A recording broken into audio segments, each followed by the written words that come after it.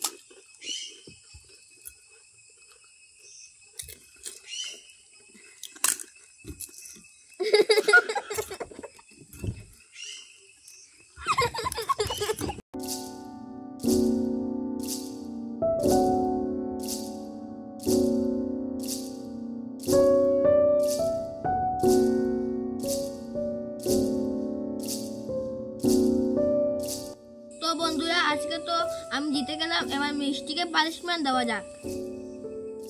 তো বন্ধুরা, আজকে তো আমি হেরে গেলাম। নেক্সট ভিডিওতে দেখা যাবে কে জিতে।